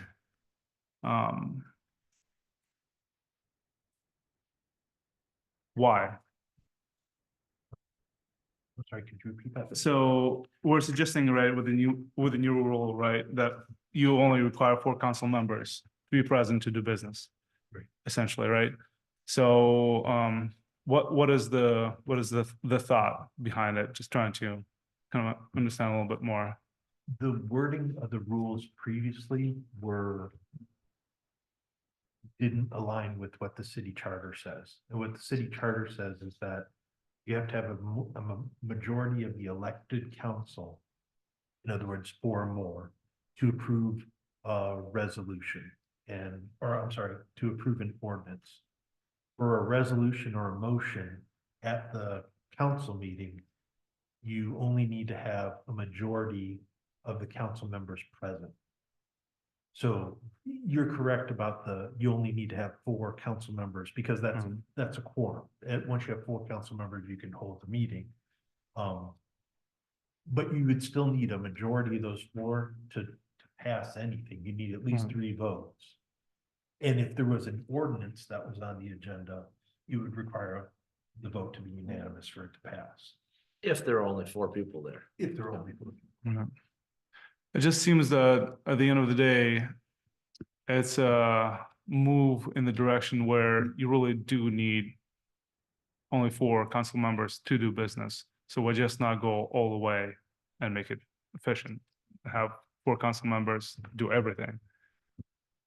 Well, like I said, it's what the charter states is what, because we had, I think, 2 situations in the last 2+ years where we had 5 council members at a meeting and a vote came up and it passed 3-2. And the question arises, well, does it pass? And by the city charter says, yes, it does pass as long as it's not an ordinance. But the council rules as they were written, I believe said it didn't pass. So we essentially had a council rule that didn't agree with the city charter. That was the intent. That was the intent to change it, to match what the city charter says. So we want to have. You're okay with having just 4 then, right? Do you think 4 is sufficient? Is the lower number what we're aiming for? Do you think it's better to have more council members present to actually pass those things. I don't think anybody's saying that it's not better to have. 5 is better than 4, 6 is better than 5, 7 is ideal. I don't think anybody's making that argument. I think he's just trying to say that the rule that we had was slightly different from the charter. So you're trying to align it, is that correct? Just. Yeah, when we have, when we have 4, it's very rare if we have 4 people. I mean, the last couple of meetings, we've had 6. I think you were in DC on our last meeting tonight while I was not here. I'd be hard pressed to remember even a time in my 20 years where we've only had 4. That's essentially the road I'm trying to get to, right? So last 2.5 years, 2 occasions, right? But if we have, say that again? In the last 2.5 years, right? For Joe's comment, No, we had 5. 5 occasions in the last 2 years. where No, that we had 5 people, not 4. Okay. No, sorry. My understanding was in the last 2.5 years, there were only 2 occasions when something like that would have come into play. You mean where something Where passed, something like- where something right, passed with less than 4? Where it was kind of an uncertainty, was it a pass or no pass? I guess I don't know the exact number, to be honest with you. It was never really that unclear. I mean, the charter, our rule might have been written poorly, but the charter is what we follow. Okay. And we have to follow that to the extent we possibly can. Okay. Yes. Yeah, to that point, council is not able to pass a rule that trumps the charter. Right. The charter prevails. And generally it is council will have quorum with 4 or more members to be able to hold a meeting. And then that's true of all of the city's boards and committees. You need 50% plus 1 to achieve quorum. Understood. Thank you.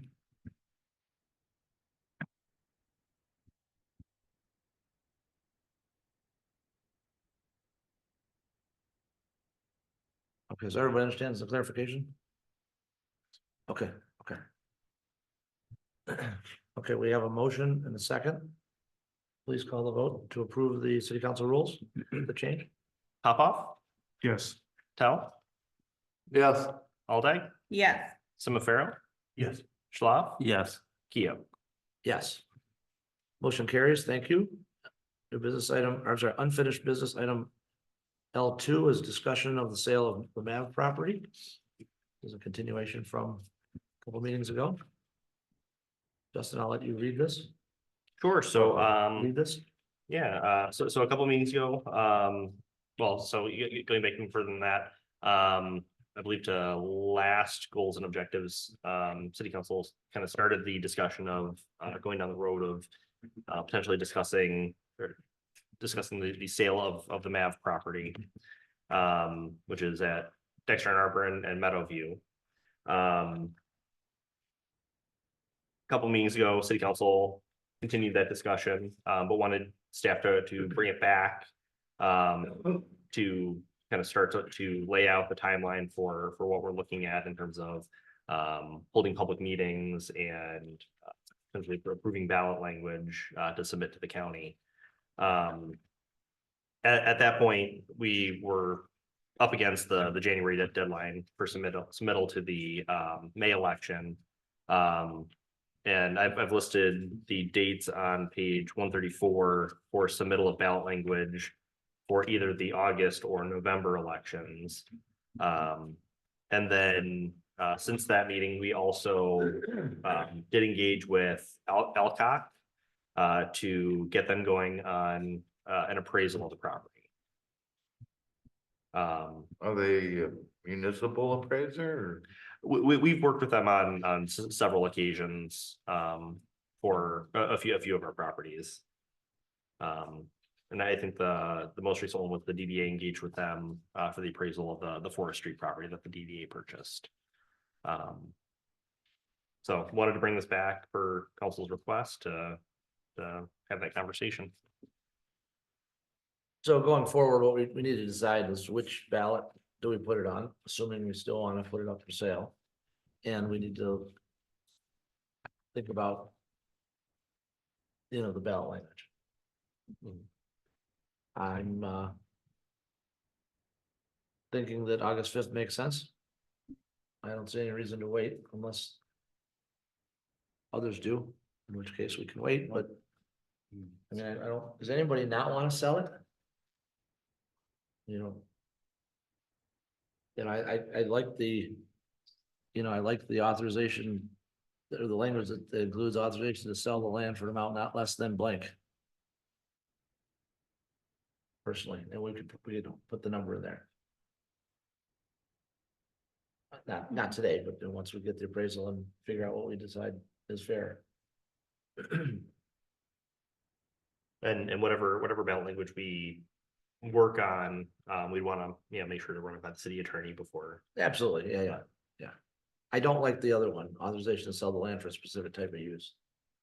I think we ought to go with our master plan and land use plan and zoning that's in place. So, Yeah, first, I do agree with, I like the authorization with the amount and not the use. The question I have, do we believe that we would get that appraisal on time for us to have the city attorney look at it and then on time for us to approve it so it can be sent by April 29th? Yes, we signed the authorization letter 2 or 3 weeks ago. Okay, And they said it would take about 2 or 3 weeks. So we're maybe appraisal. kind of, like, I didn't want to say that we were gonna have it for this meeting, but we were kind of hoping we'd have it for this meeting. Okay. We didn't get it for this meeting, so. The hope is we'll have it for the next meeting. Thank you. other questions for Justin? Thoughts on the topic? I know that at the last meeting, council discussed, or at the last time we discussed this, council indicated that we might want to hold a public meeting to talk about the reasons for the sale and kind of like we did with the charter amendment letter that went out.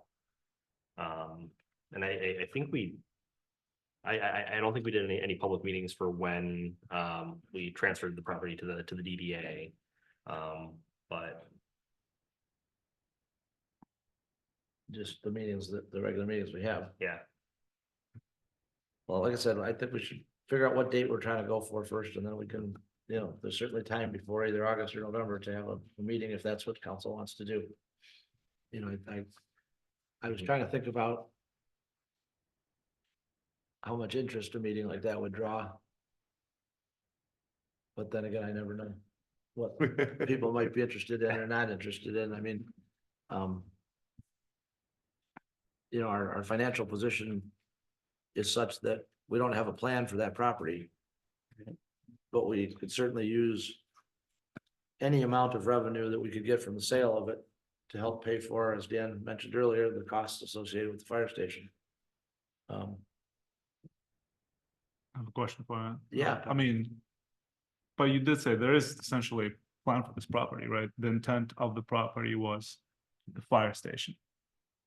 So The I'm original- saying, at the end of the day, the sale of the property meets the intent of why it was purchased in the first place, is to go towards the fire station. Yeah, true. Right, so it will still serve the purpose for which Yeah. it was originally purchased. It will just, by other means. Yeah, the dollars would be by other means, right? That's a good way of looking at it. Yep, I like it. Like a bond. Well, you know, the risk with property is that, you know, you may not get what you paid for it. Right, that's always the risk, right?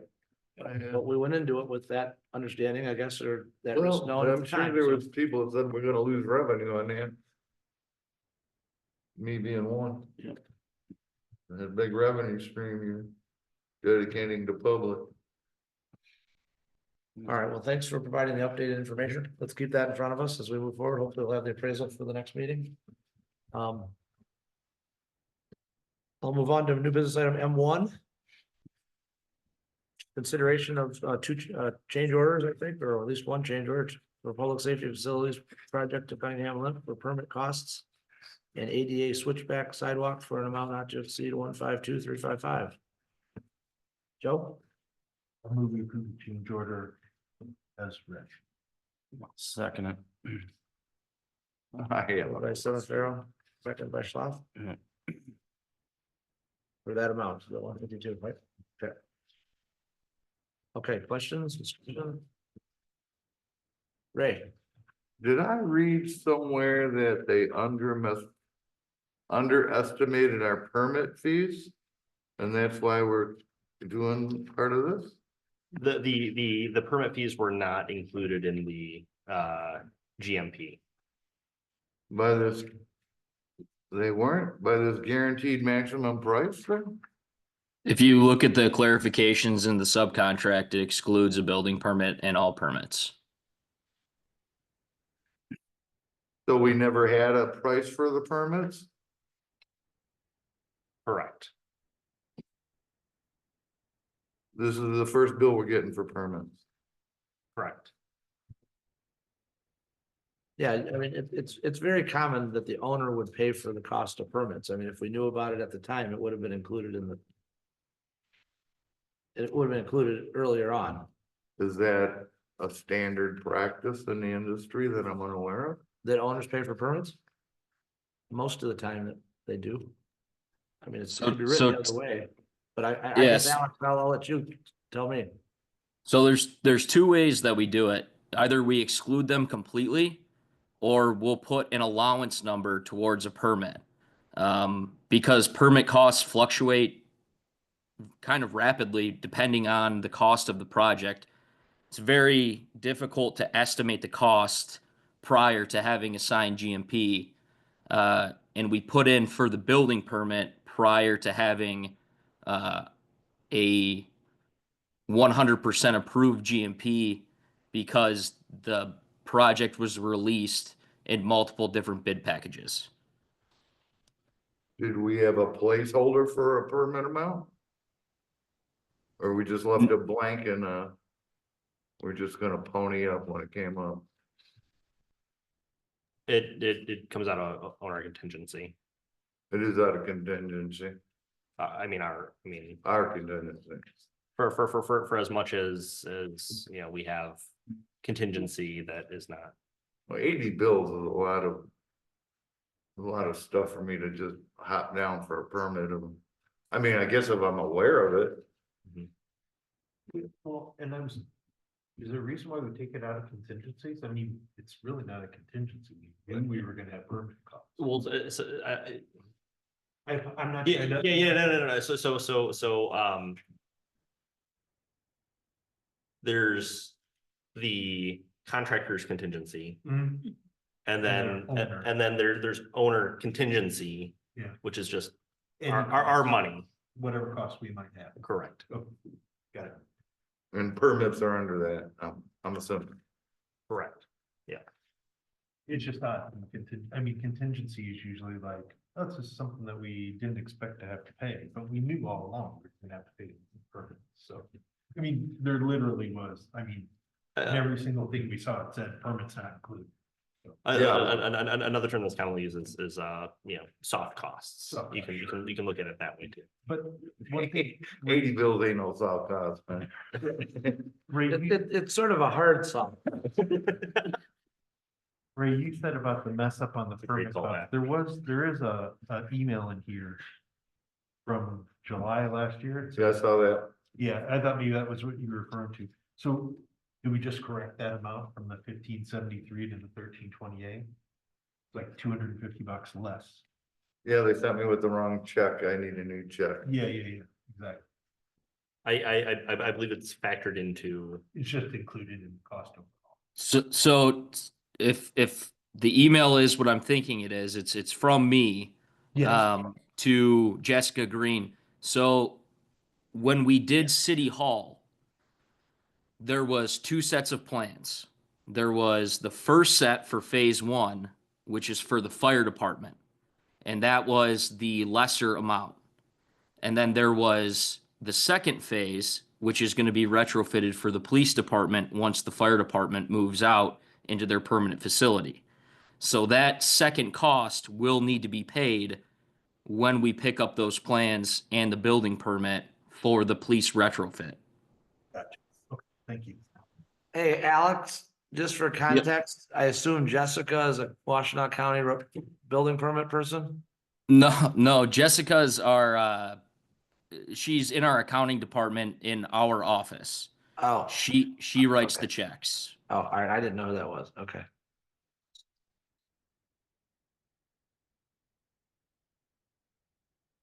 Okay, so what I was hoping that we would talk a little bit about is the ADA switchback.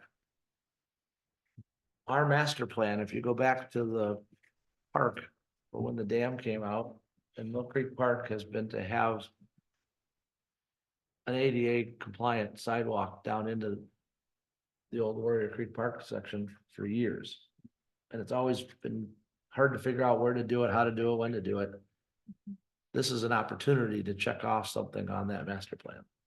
And it makes sense to do it now as part of the whatever retaining wall design or sidewalk design on the one side. So, you know, we're half of this change order is an item that's been on our wish list for a long time. No, I got no problem with the Yeah. ADA. So, well, no, I just think it's important in case anybody's listening online or listens back on this. I guess I was It's just, a really good component of this. The permits are, I was ignorant of the permit process, which is, yep, no problem. it seems I just wanted to touch on that because fairly wide open. we've had a number of people say how inconvenient it is if you have a stroller to go across the Sure. street to use the serpentine thing to go under the bridge to get to the park. They will now have the ability to come down in front of the fire station and get down to the park from the library or from downtown. So I'm fine with that, that's So great. while we're paying for this, it's not really a fire station cost. I mean, No, but- it is, but Yeah. it's a park It, cost, it's really, right there. just so everybody's, okay. Yes, sir. Well, no. Still general fund, but Well, but we internally, right, we should be keeping a list of things that we're doing that are fire station, and things that are not fire station. Right. This is not fire station. It's ending up in the project. We are approving it as such. It's still coming out of the general fund. But when somebody says, why is $73,000 over for this sidewalk? We're not over for $73,000 on the sidewalk. We're putting in the sidewalk. It was a capital improvement that was out there, and it was done at the same time as the project was done because it was the right time to do it. It is not a cost of the fire station. We need to keep those costs separate when it comes to those things. Yes. correct. Would Yeah, it, would that's it always be, been our theory, so. would it be beneficial for us to break out these two costs separately in two different documents? Out of Jason, no, he can do it. No, Alex, I mean, we know as long as the line item states that it's permits for one number and ADA switchback sidewalk for the other, I don't think you need to break them out into two change orders or anything. Yeah, I think that's internal. Understood. Yeah, should be. Alex, the storm sewer is bubbled on sheet C150. Is there a reason? Or is that something we're supposed to pay attention to? Yes, so, OHM, in an effort to stay ahead of ADA compliance, they outlined a new storm drainage plan for that Alpine Street area, to help shed water, in those two areas. So I don't have costs for them yet. They're not required to do right now. But like I said, it was an effort to help you guys stay ahead of ADA compliance. So is that a future cost that's coming to us? Yes. It's going to be presented to you. It's nothing that you guys have to do. Okay, what does CCD mean? Change directive or, Construction change directive. yeah, okay. So it's not a proposal request, which is outlined as something you are required to do. It's a change directive. Okay. Which is obviously something you're not required to do. And this is recommended to us because of best practices? To maintain ADA compliance on Alpine Street. The change order that's here, if I'm reading it right, only shows the 673. I assume you're gonna adjust this, there'll be a different one than what we're actually looking at in the packet? Yeah, I believe there's a P-core in there for the ADA sidewalks as well, which will give you the backup and the total for the ADA sidewalk. Yeah, so you'll take the change, basically page 166 and 167. Or sorry, 166 and 168. Oh, no, that's all the same number. Those are all the same number, 73,673. That's why I wanted to make sure we approved 152, so I'm assuming the change order will come by and say 152. Or sorry, page 174.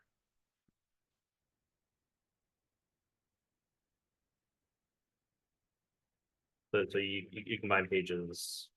Okay, so what is PCOR?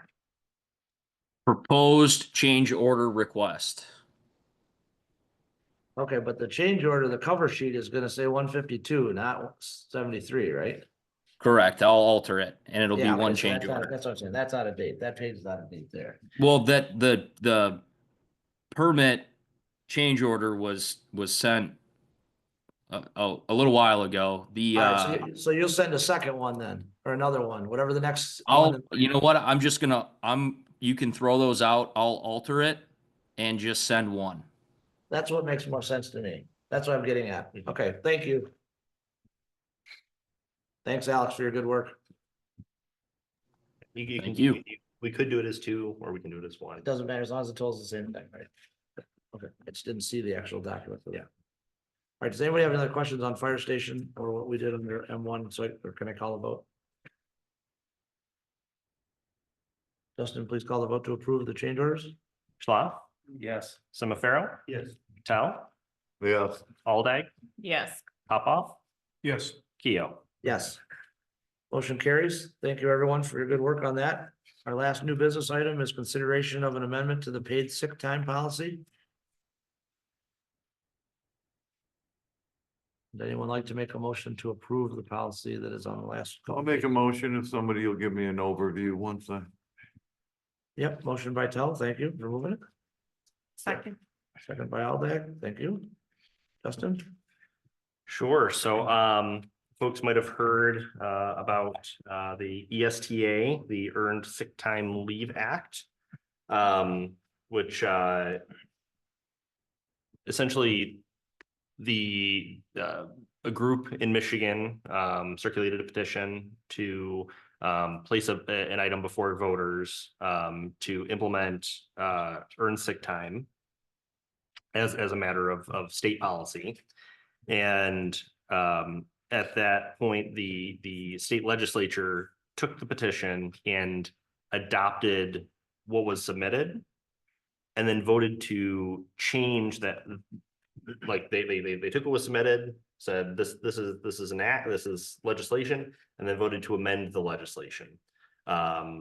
Folks who submitted the petition didn't care for that. They didn't like what the legislature had done with their petition, so took them to court.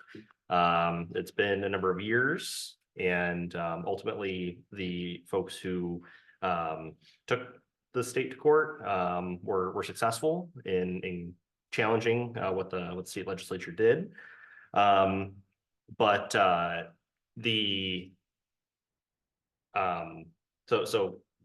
there is now a requirement for all employers, and there's differentiation between large employers and small employers. We're classified as a large employer to provide paid sick leave. Now, we've been providing paid sick leave to all of our full-time employees for a very, very long time. We're actually kind of fortunate in that we still differentiate between vacation leave and sick leave. And for union employees, personal leave.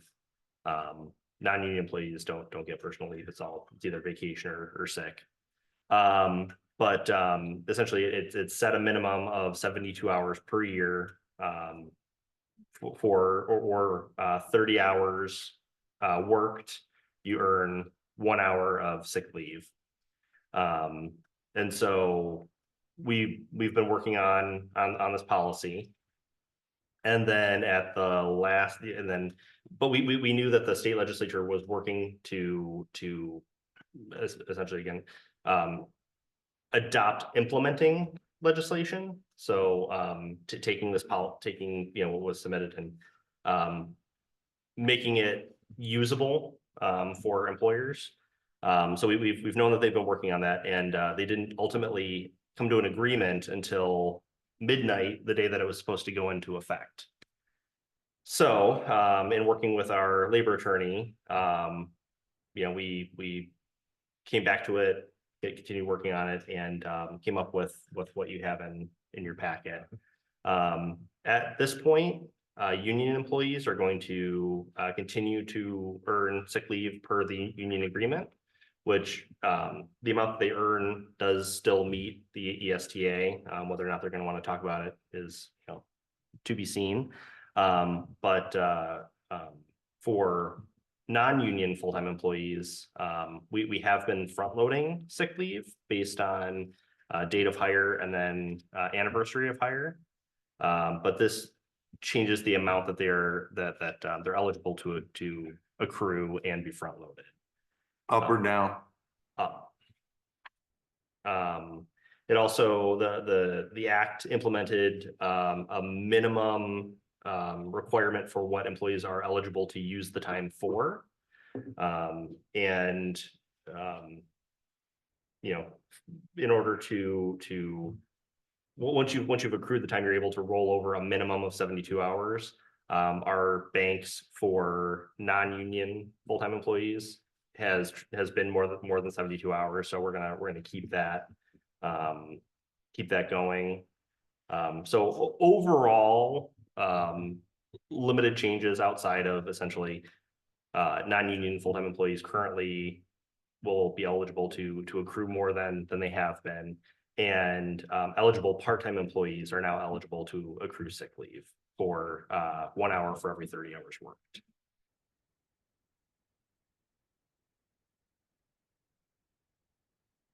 So everybody gets more sick time except for union because they already get adequate time. So there's a carve out in the legislation that any active union agreement stays enough. Any provisions about sick leave stay active based on the union agreement until the union agreement terminates. Okay, and then you gotta go to state. And then you have to bring it up to the state minimums. Our union contract provides sick leave in an amount that would meet the statement. So how much can non-union hold? 500 based on the policy, it's 520. But they can only transfer 72. No, they can bank up to 520. And that's the same with the union agreement. Okay. The difference is they don't get paid out at the Correct. at separation. Yeah. I just think it's important to be able to keep something there just in case something does happen. We want to keep our good employees here. That's my point. Thank you. Yeah. And this is a very generous policy. There are a lot of things that we could say, we're going with the absolute state minimum. Right. And I don't know that ultimately would be beneficial for full-time employees.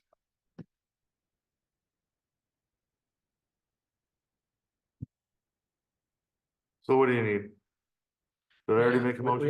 You already made a motion in a second. I just need to know if anybody has any further questions. How big of a change is it for us? Handleable? Yeah, I mean, it is not, because of the way that we have already been doing Right. things, it's a relatively negligible change. Will it affect us negatively by the amount of sick time we're offering? No, because, well, so, I mean, I'm obviously anything could. yeah, well, so I mean, employees are earning more. So they're eligible to use more. You know, I don't think we have any employees who have been abusing it or abusing their sick time, so.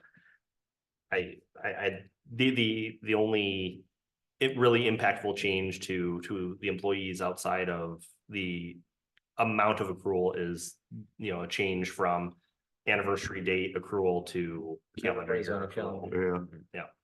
So. Uh, Just a comment that the MML did a very nice webinar on this on February 19th. And the information is on State of Michigan website. And I think they have a recording of the webinar as well, if anybody wants to see. But some things that they talked about That changed Okay, from February 19th to February 21st. fair. Okay. Seeing no hands in the air for there, Dustin, please call the vote. Schlaf, Yes. Aldag, Yes. Semiphero, Yes. Popoff, Yes. Hal, Yes. Keo.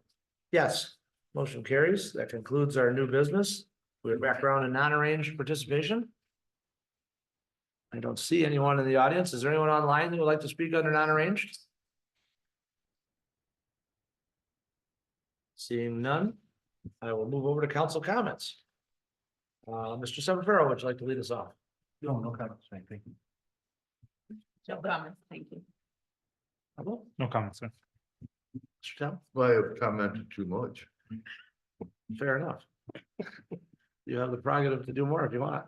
Oh, you know, just comes and goes. Okay, Dan, No, thank you. last but not least, Olivia? Okay. Will you be on time next? No, this is not harassment time, okay? Does anyone have any items that they think should either be eliminated from the proposed agenda items for future meetings or added to?